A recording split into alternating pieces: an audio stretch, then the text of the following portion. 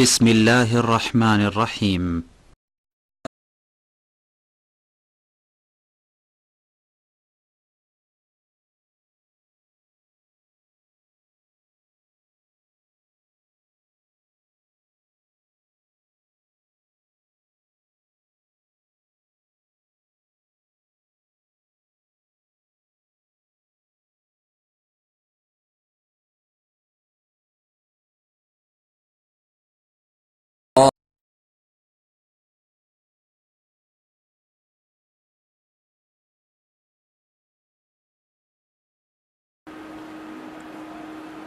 نحمده ونستعينه ونستغفره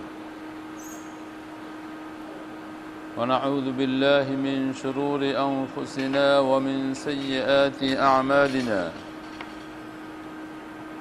من يهده الله فلا مضل له ومن يضلل فلا هادي له وأشهد أن لا إله إلا الله وحده لا شريك له وأشهد أن سيدنا محمدًا عبده ورسوله اللهم صل وسلم وبارك على سيدنا محمد وعلى آله وصحبه أجمعين وعن التابعين ومن تبعهم بإحسان إلى يوم الدين فأوصيكم عباد الله ونفسي بتقوى الله عز وجل قال تعالى واتقوا يوما ترجعون فيه إلى الله ثم توفى كل نفس ما كسبت وهم لا يظلمون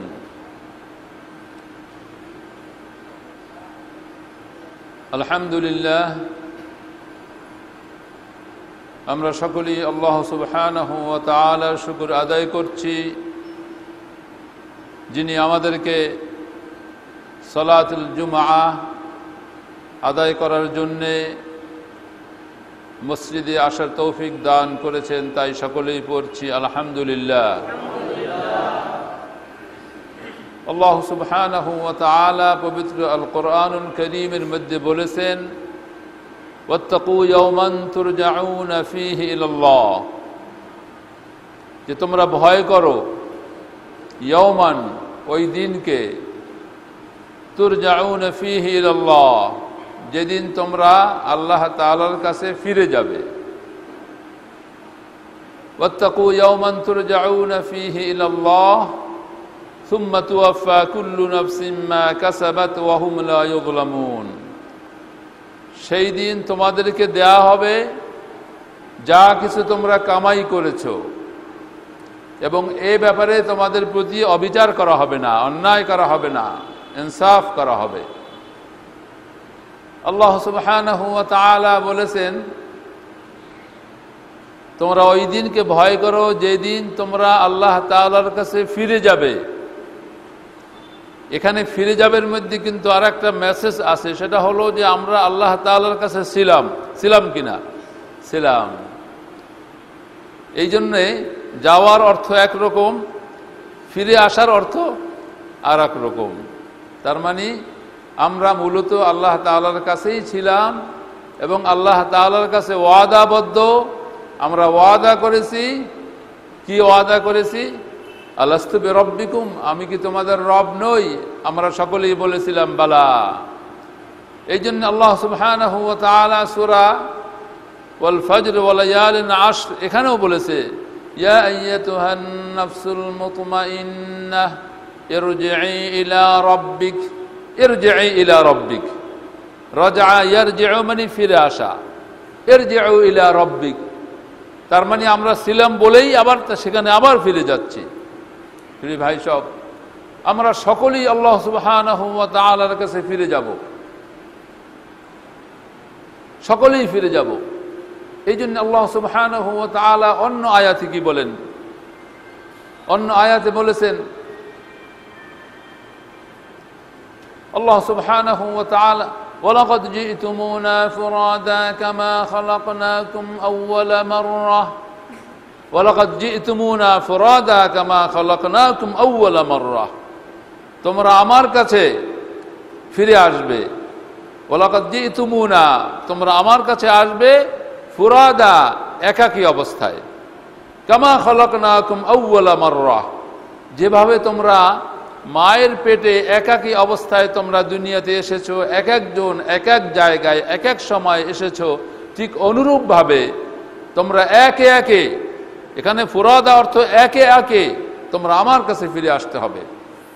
এর অর্থ এই, মানুষ যেন ধারণা না করে থাকে আল্লাহ তাআলা যখন বিচারের ব্যবস্থা শুরু করবেন, হয়তো এশিয়ান লোকদেরকে একত্রে ডাকবেন, বাংলাদেশি লোকদেরকে একত্রে ডাকবেন, তারপরে একটা কিছু হবে, সকলের মধ্যে যা হয়তো হবে, এমনটি নয়।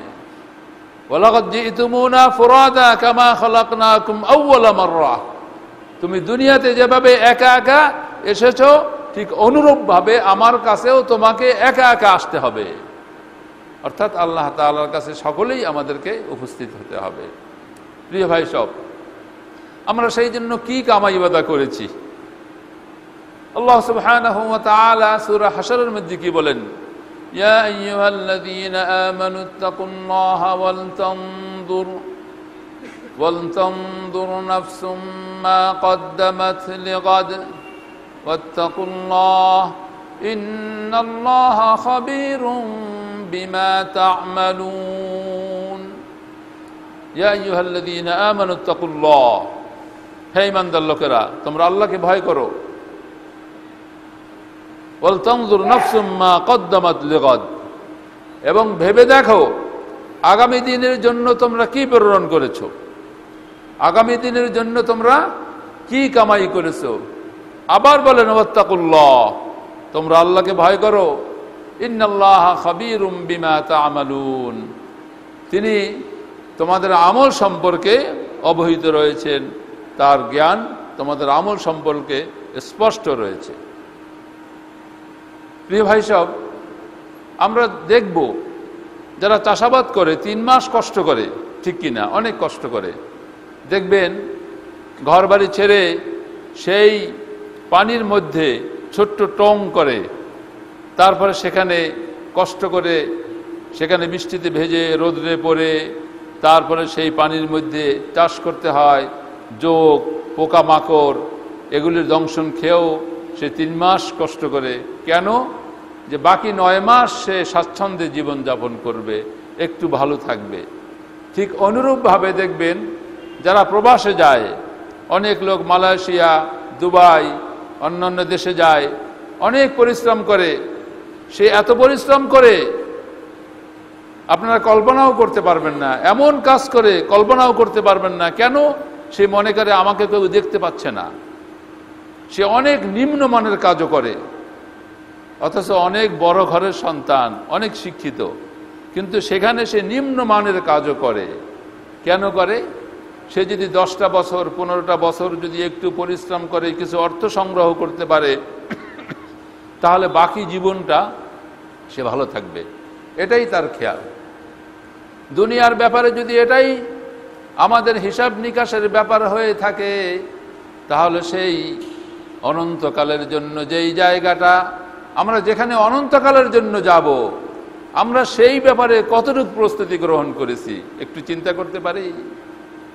একটু খেয়াল করে দেখুন, আপনি এখানে গাজীপুর কোথাও বসবাস করছেন, আপনার চাকরি বদলি হয়ে গেল, চেঞ্জ হয়ে গেলে, হয়তো রাজশাহী চলে যাবেন অথবা আরো অন্য কোনো দূরে চলে যাবেন, তখন আপনার চিন্তা চেতনা, সেখানে আমি কিভাবে থাকবো, কোথায় থাকবো, সেখানে ঘর আছে কিনা, তারপরে সেখানে আমার কাজবাজ কোথায় হবে, তারপরে আমি এখানে যেই জিনিসগুলি খেতে পছন্দ করতাম সেইগুলি সেখানে পাওয়া যাবে কিনা, কত কিছু চিন্তা করি।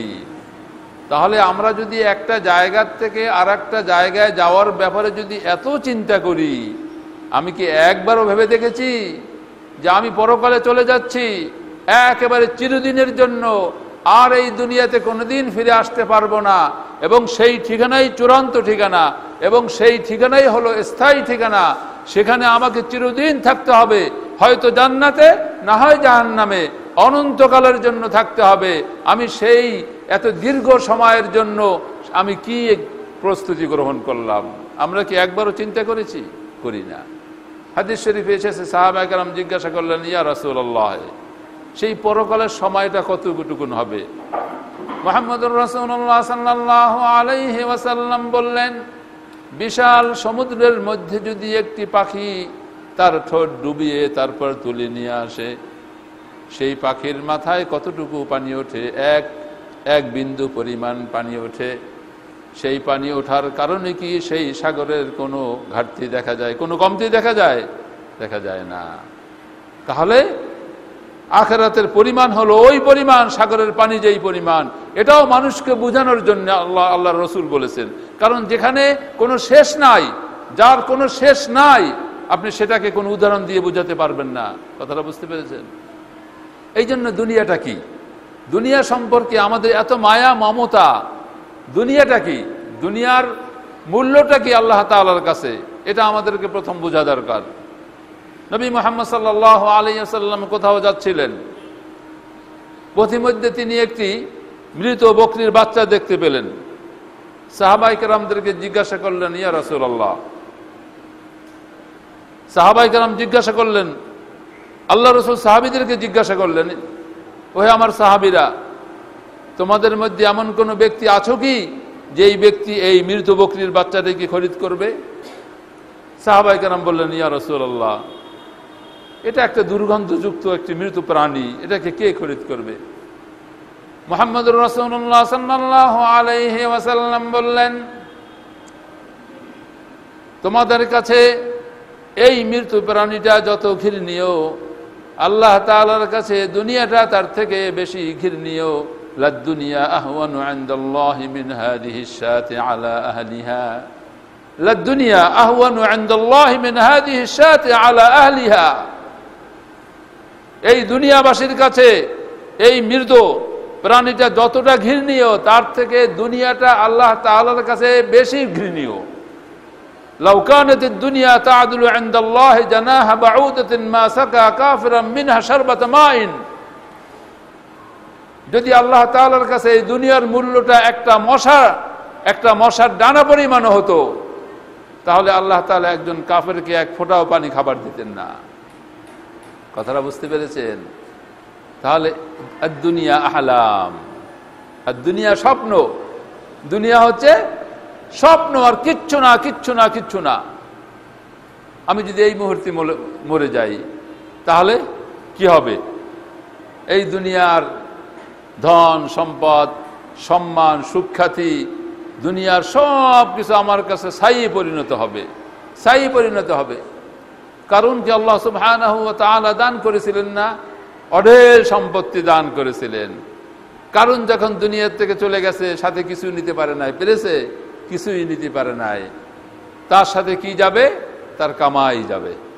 এই জন্যে হাদিস শরীফে এসেছে যে মানুষ যখন মৃত্যুবরণ করে, তিনটি জিনিস তাকে ফলো করে, ইত্তেবা করে। একটি হলো তার ধন সম্পদ, আর একটি হলো আত্মীয় স্বজন, আর একটি হলো তার আমল, সে যা কামাই করেছে সেটা। দুটো জিনিস ফিরে আসে, দুটো জিনিস ফিরে আসে। ধন সম্পদ থেকে যায় দুনিয়ায়, আত্মীয় স্বজন সে মাটি দিয়ে ওখান থেকে চলে আসে। তার সাথে কি যায়? তার আমলটা যায়। এই জন্য আল্লাহ সুবহানাহু ওয়া তাআলা পবিত্র কোরআনে বলেছেন, ওমা তুকদ্দিমু লিআনফুসিকুম মিন খায়রিন তাজিদুহু ইনদাল্লাহ। সূরা মুজাম্মিলের শেষে বলা হয়েছে, ওমা তুকদ্দিমু লিআনফুসিকুম মিন খায়রিন তাজিদুহু ইনদাল্লাহ। তোমরা যা কিছু ভালো কামাই করেছো আল্লাহ তাআলার কাছে সেইগুলি তোমরা পাবে। অন্য আয়াতে বলা হয়েছে, ইয়াওমা তাজিদু কুল্লু নাফসিন মা আমিলাত মিন খায়রিন মুহদারা ওয়া মা আমিলাত মিন সু। যে সেদিন ইয়াওমা তাজিদু কুল্লু নাফসিন মা আমিলাত মিন খায়রিন মুহদারা ওয়া মা আমিলাত মিন সু। তোমরা যা কিছু কামাই করেছো সেই দিন উপস্থিত পাবে। তোমরা যা ভালো কামাই করেছো ভালো পাবে, খারাপ কামাই করেছো খারাপ পাবে। আল্লাহ সুবহানাহু ওয়া তাআলা সূরা জিলজিলার মধ্যে বলেছেন, ফামান ইয়ামাল মিসকালা যাররাতিন খায়রান ইয়ারাহ ওয়া মান ইয়ামাল মিসকালা যাররাতিন শাররান ইয়ারাহ। ফামান ইয়ামাল মিসকালা যাররাতিন খায়রান ইয়ারাহ ওয়া মান ইয়ামাল মিসকালা যাররাতিন শাররান ইয়ারাহ। সে যদি একেবারে তিল পরিমাণ কোনো ভালো কাজ করে থাকে তো সেটাই সে পাবে, আবার যদি তিল পরিমাণ খারাপ কাজ করে থাকে সেটাই সে পাবে। আল্লাহ সুবহানাহু ওয়া তাআলা বলেছেন, আমি কারো প্রতি জুলুম করব না। এখন আমরা আল্লাহ তাআলার রহমত অবশ্যই আমাদের উপর থাকবে, তার ক্ষমা থাকবে, মাগফিরাত থাকবে, কিন্তু তার ভরসায় যদি আমরা হাত পা গুটিয়ে বসেই থাকি তাহলে আল্লাহ তাআলা আমাদের কি টেনে জান্নাতে ঢুকাবে? এই দায়িত্ব তো আল্লাহ গ্রহণ করেননি। এবং এখানে ইনসাফ হবে না, কারণ একজন ব্যক্তি এই দুনিয়াতে কষ্ট করেছে, হালাল অর্জন করেছে, হারাম বর্জন করেছে, মিথ্যা বর্জন করেছে, কষ্ট হয়েছে, কিন্তু সেও জান্নাতে যাবে। আর একজন ব্যক্তি প্রবৃত্তির অনুসরণ করেছে, যা খুশি তাই করেছে, আর আল্লাহ তাআলা তাকে মাফ করে দিয়ে তাকেও জান্নাতে দেবে। তাহলে কি ইনসাফ হলো? ইনসাফ হলো না। এই জন্য মুহাম্মদুর রাসূলুল্লাহ সাল্লাল্লাহু আলাইহি ওয়াসাল্লাম কি বলেছেন? আল কাইয়িসু মান দানা নাফসাহু ওয়া আমিলা লিমা বা'দাল মাউত ওয়াল আজিজু মান আতবা'a নাফসাহু হাওয়াহা ওয়া তামান্না আলা আল্লাহিল আমানি। যে বুদ্ধিমান হচ্ছে সেই ব্যক্তি যেই ব্যক্তি মৃত্যু পরবর্তী পাথেও সংগ্রহ না, বুদ্ধিমান হচ্ছে সেই ব্যক্তি যেই ব্যক্তি নিজের হিসাব নিজে মিলায়। আল কাইয়িসু মান দানা নাফসাহু, সে নিজের আত্মপর্যালোচনা করে, নিজে হিসাব করে যে আমি কি কামাই করেছি, আমি কতটুকু অর্জন করেছি, আখিরাতের পুঁজি কতটুকু সংগ্রহ করেছি, এ হচ্ছে বুদ্ধিমান। আর যেই ব্যক্তি প্রবৃত্তির অনুসরণ করে আর মনে মনে ভাবে আল্লাহ তাআলা আমাকে মাফ করে দিবেন, সে হলো সবচেয়ে নির্বোধ। কথাটা বুঝতে পেরেছেন? সে হলো সবচেয়ে নির্বোধ। এই জন্য ফিকহের কিতাবের মধ্যে বলা হয়েছে, ধরুন একজন লোক ইন্তেকালের সময় বলে গেল যে আমার ধন সম্পদ একজন বুদ্ধিমান ব্যক্তিকে আপনি দান করবেন। তার কোনো ওয়ারিশকে বলে গেল যে আমার ধন সম্পদগুলো একজন বুদ্ধিমান ব্যক্তিকে দান করবে। এখন এর সমাধান কি হবে? কাকে দান করবে? ওই দেশের মধ্যে সবচেয়ে যে বিদেশ থেকে বড় ডিগ্রি নিয়ে এসেছে, ডক্টরের ডিগ্রি করেছে, তাকে দিবে না। এখানে বলা হয়েছে ওই সমাজের মধ্যে সবচেয়ে যেই ব্যক্তি পরহেজগার, যে ব্যক্তি মুত্তাকি, যে ব্যক্তি আল্লাহকে ভয় করে, যেই ব্যক্তি শরীয়তের উপর অবিচল থাকে, যেই ব্যক্তি হালাল অর্জন করে, হারাম বর্জন করে, যে শরীয়তের ঠিক শরীয়তের নির্দেশ মতো চলে, সেই ব্যক্তি সবচেয়ে মুত্তাকি এবং সেই ব্যক্তি ওই অর্থ পাওয়ার যোগ্য। তার কারণ সেই হলো সবচেয়ে বুদ্ধিমান, কারণ সে আসলে দুনিয়ার পরিবর্তে আখিরাতকে প্রাধান্য দিয়েছে এবং আখিরাতের পুঁজি সংগ্রহ করছে। সুতরাং সেই হলো সবচেয়ে বড় বুদ্ধিমান। ইসলামের পরিভাষায় আমরা আবু জাহেল বলি, আবু জাহাল মূর্খের বাবা। আসলে কি সে মূর্খের বাবা ছিল? তার নাম ছিল আবুল হাকাম, প্রজ্ঞাশীল। প্রজ্ঞা না থাকলে নেতৃত্ব দিতে পারে না। সে যে কোনো গ্রুপের নেতৃত্ব দিতে হলে তার যোগ্যতা থাকতে হয়। আবুল হাকামের যোগ্যতা ছিল, সেই যুগের সবচেয়ে বড় পণ্ডিত ছিল আবু জাহেল, কিন্তু ইসলাম তাকে বলেছে মূর্খের বাবা। কারণ কি? সে আসল জ্ঞানটা বুঝতে পারে নাই। আমি যেটা একদিন বলেছিলাম, ওই যে মূর্খ মাঝি আর পণ্ডিত বাবুর যে গল্পটা বলেছিলাম, যেই জ্ঞানটা তার জানা দরকার ছিল সেই জ্ঞানটা সে বুঝতে পারে নাই, এই জন্যই সে মূর্খের বাবা হয়েছে। প্রিয় ভাই সব, এই জন্য ইমাম ইবনুল কাইয়িম রাহিমাহুল্লাহ কি বলেন? লা দারা লিল মারই বা'দাল মাউত ইয়াসকুনুহা ইল্লা আল্লাতী কানাত ক্বাবলাল মাউত ইয়াবনিহা ফাইন বানাহা বিখাইরিন তাবা মাসকানুহু ওয়া ইন বানাহা বিশাররিন খাবা বানিহা। লা দারা লিল মারই বা'দাল মাউত ইয়াসকুনুহা, ওই ব্যক্তির জন্য কোনো ঘর থাকবে না মৃত্যুর পরে যেই ব্যক্তি তার ঘরটা দুনিয়াতে বসে বানায়নি। ফাইন বানাহা বিখাইরিন তাবা মাসকানুহু, যেই ব্যক্তি তার ভালো আমল দিয়ে সেই ঘরটা তৈরি করবে, তার ঘরটা কতই না সুন্দর হবে। মাসকানুহু, তার থাকার বাসস্থানটা কতই না সুন্দর হবে। ওয়া ইন বানাহা বিশাররিন খাবা বানিহা, আর যার খারাপ আমল দিয়ে তার জীবনটাকে গড়বে, তার সেখানে কোনো ভালো ঘর হবে না, তার একমাত্র ঠিকানা হবে জাহান্নাম। প্রিয় ভাই সব, আজকে আমরা দুনিয়াতে বসে একবারও কি চিন্তা করি? মৃত্যুর কথা চিন্তা করি না, একবারে ভুলেই গেছি। আল্লাহ সুবহানাহু ওয়া তাআলা সূরা লুকমানের 34 নং আয়াতে কি বলেন? ইন্নাল্লাহা ইনদাহু ইলমুস সাআহ وينزل الغيث ويعلم ما في الأرحام وما تدري نفس ماذا تكسب غدا وما تدري نفس بأي أرض تموت إن الله عليم خبير إن الله عنده علم الساعة যে কিয়ামত কখন হবে সেই জ্ঞানটা কার আছে? একমাত্র আল্লাহ তাআলার কাছে আছে। কোন মানুষ কি বলতে পারবে যে কিয়ামত অমুক দিন হবে?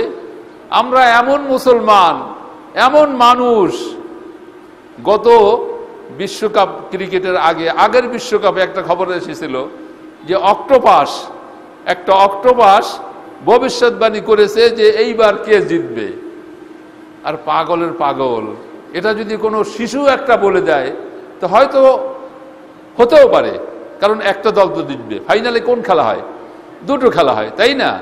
এখন আপনি বললেন যে ব্রাজিল জিতবে, আমি বললাম না আর্জেন্টিনা জিতবে, তো দুইজনের একটা তো সত্য হবে। এই হলো আমরা, মানে বেকুবের জগতে আমরা থাকি। ওয়াইনদাহু ইলমুস সাআহ, যে কিয়ামতের জ্ঞান একমাত্র কার? আল্লাহর কাছে রয়েছে। এরপর কি বলেন? ওয়ায়ালামু ওয়াইনদাহু ইলমুস সাআহ ওয়া ইউনাজ্জিলুল গায়স, বৃষ্টি কখন হবে কেউ বলতে পারবে? কেউ বলতে পারে না। বৃষ্টি কখন হবে কেউ বলতে পারে না। ওয়া ইউনাজ্জিলুল গায়স ওয়া ইয়ালামু মা ফিল আরহাম, এবং মায়ের পেটের মধ্যে কি আছে, সে সাঈদ হবে না শাকীক হবে সেটা কেউ বলতে পারে না। সে কি ভালো হবে না মন্দ হবে সেটা কেউ বলতে পারে না। এরপরে কি বলা হয়েছে?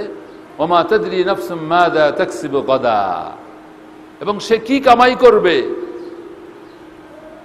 এই ব্যক্তিটি ভবিষ্যতে কি কামাই করবে সে বলতে পারে না। পারে না। এরপরে কি বলা হয়েছে? ওমা তাদরি নাফসুম বিআইয়ি আরদিন তামুত, সে কোথায় মারা যাবে সে বলতে পারে না। পারে না। প্রিয় ভাই সব, আপনি একটু খেয়াল করে দেখুন, আমরা প্রবাসে দেখেছি, দুবাইতে আমাদের এক বন্ধু, সে 8 বছর পর দেশে যাচ্ছে, তার মেয়ে বিবাহ দিবে, অনেক হাট বাজার টাজার করে এখন ফ্লাইটে যাবে বন্ধু বান্ধব নিয়ে, রাতের খাবার খাচ্ছে। সে খাবার টেবিলে বসছে, অন্যরা খাওয়া শুরু করবে, সেও মুখে লোকমা দিবে, এর একটু মুহূর্তে সে আস্তে ঢলে পড়েছে সেই খাবার টেবিলে। আর তার আশাও হয়নি, সেখানেই মাটি দেওয়া হয়েছে, তার স্বপ্ন সব সেখানে শেষ হয়ে গেছে। বিআইয়ি আরদিন তামুত, আমরা কি জানি আমরা কোথায় মরব? এই জ্ঞান কারণেই। আপনি ঈদের বাজার করে ঈদ বাড়িতে করবেন, বাবা মায়ের সাথে যাচ্ছেন, পথিমধ্যে 2টি বাস ক্রস করতে গিয়ে শেষ। গতকালকেও প্রায় 40 জন মারা গেছে। বিআইয়ি আরদিন তামুত, আমি জানি না আমার মৃত্যুটা কোথায় হবে। এই আয়াতের ব্যাখ্যায় একটি হাদিস এসেছে, সুলাইমান আলাইহিস সালাতু ওয়াস সালামের দরবারে মালাকুল মউত আসা যাওয়া করত। যেহেতু বাদশা ছিলেন, নবী ছিলেন, মালাকুল মউত আসা যাওয়া করত। সুলাইমান আলাইহিস সালাতু ওয়াস সালামের মজলিসে অনেক লোক বসা ছিলেন, ওর মধ্যে একজন সুদর্শন যুবক বসা ছিলেন। ইতিমধ্যেই মালাকুল মউত এসে উপস্থিত। মালাকুল মউত যখন মজলিসের সকল ব্যক্তির দিকে একটু তাকালেন, দেখলেন একজন যুবক। ওই যুবকের প্রতি তার আর দৃষ্টিতে তাকাতে থাকলেন। তখন সুলাইমান আলাইহিস সালাতু ওয়াস সালাম বিষয়টি তার চোখে ধরা পড়েছে যে ব্যাপার কি। মালাকুল মউতের তাকানোটা একটু অন্যরকম। কারণ কি? অন্যান্য লোক বসা ছিল, তিনি কিছু জিজ্ঞাসা করলেন না। একটু পরেই মালাকুল মউত সালাম করে চলে গেলেন সেখান থেকে।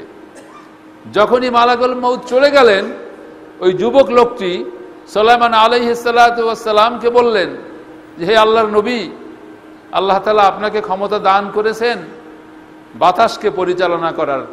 আপনি তো দ্রুত যে কোনো মুহূর্তে একজন মানুষকে পৃথিবীর এক প্রান্ত থেকে অন্য প্রান্তে পৌঁছে দিতে পারেন। আমাকে এই মুহূর্তে সুদূর সেই চীনে পাঠিয়ে দেন।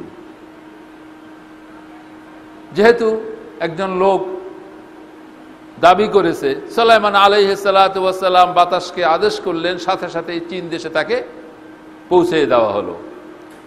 কিছুক্ষণ পরেই মালাকুল মউত এসে উপস্থিত আবার তার মজলিসে। এইবার অন্য কোনো লোক ছিল না। সুলাইমান আলাইহিস সালাতু ওয়াস সালাম বললেন যে, হে ফেরেশতা মালাকুল মউত, কিছুক্ষণ আগে যে আপনি আসছিলেন তখন একটা যুবকের প্রতি আপনি খুব আর দৃষ্টিতে তাকাতে দেখলাম, কারণ কি? মালাকুল মউত বলল,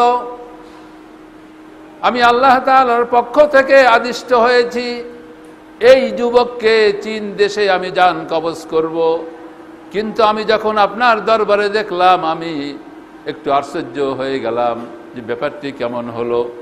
আমি তার জান কবজ করার জন্যই যাচ্ছিলাম, পথিমধ্যে আপনাকে একটু সালাম দিয়ে চলে যাব। আমি যখন যুবককে দেখলাম আমি আশ্চর্য হয়ে গেলাম। আমি আল্লাহ তাআলার পক্ষ থেকে যাকে জান কবজ করার জন্য আদিষ্ট হয়েছি সেই যুবকটি এখানে কেন? আমি ভাবলাম ওখানে নেয়ার দায়িত্ব আমার না, আমার দায়িত্ব শুধু জান কবজ করার। আমি চলে গেলাম, আমি গিয়ে দেখতে পেলাম যুবকটি সেখানেই আছে। আমি তার জান কবজ করে এখানে আবার ফিরে এলাম এবং জিজ্ঞাসা করলেন, বোধহয় আপনি তাকে পাঠিয়ে দিয়েছেন? তিনি বললেন যে হ্যাঁ, আমি তাকে পাঠিয়ে দিয়েছি। বিআইয়ি আরদিন তামুত, এটাকে বলে মৃত্যু, এটাকে বলে মৃত্যু। এই জন্য হাদিস শরীফে বলা হয়েছে, ওয়ালাও শব্দটাও যেন তোমরা কেউ ব্যবহার না করো, যে যদি এই ফ্লাইটে না যাইতো, নিষেধ করেছিলাম তাকে। এই যে নাইট কোর্সে সে গেল রাত্রে, আমি তাকে নিষেধ করেছিলাম যদি না যাইতো। এই যদিটা বলতে নিষেধ করা হয়েছে, কারণ কি?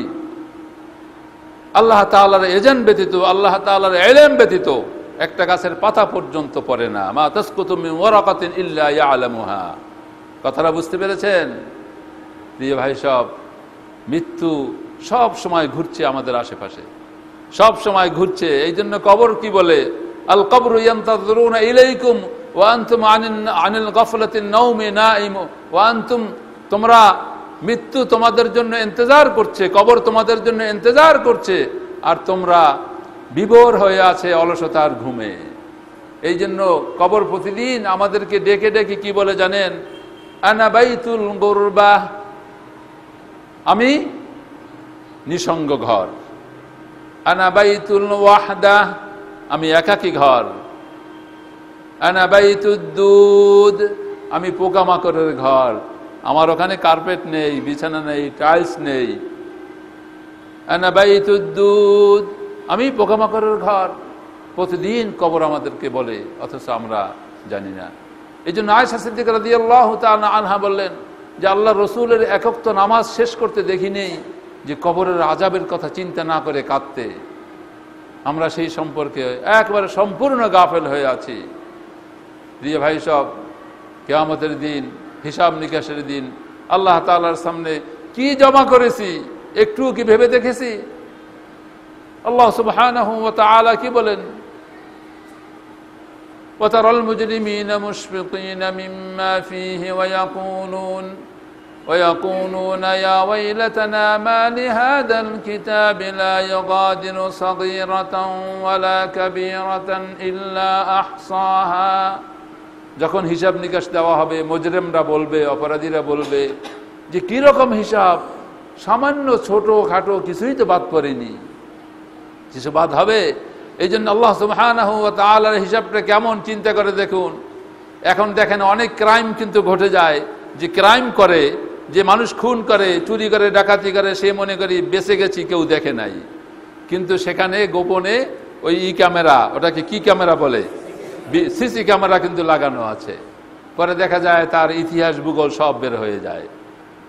তাহলে মানুষ যে সিসি ক্যামেরা আবিষ্কার করেছে, এই মানুষের জ্ঞান তো সীমিত।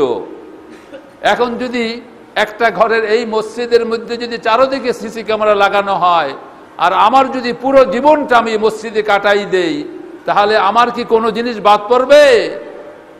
আল্লাহ সুবহানাহু ওয়া তাআলা গোটা দুনিয়ার মধ্যে তার সিসি ক্যামেরা লাগানো আছে, তার রাডার অত্যন্ত শক্তিশালী। এই জন্য পবিত্র কোরআনের মধ্যে বলা হয়েছে, অনুখরিজুহু ইয়াওমাল কিয়ামাতি কিতাবান ইয়ালকাহু মানশুরা ইকরা কিতাবাক কাফা বিনাফসিকাল ইয়াওমা আলাইকা হাসিবা। অনুখরিজুহু ইয়াওমাল কিয়ামাতি কিতাবান ইয়ালকাহু মানশুরা, তার ছোট্ট একটা কিতাব সংরক্ষণ করা হচ্ছে, সেটা কিয়ামতের দিন তার সামনে খুলে তুলে ধরা হবে। মেমোরি, সেটা হলো মেমোরি। আজকে দেখুন ছোট্ট একটা মেমোরির মধ্যে যে কত ধারণ ক্ষমতা। একটা মেমোরিতে সারা দুনিয়ার তথ্য সংগ্রহ করতে পারে, সে সংরক্ষণ করতে পারে।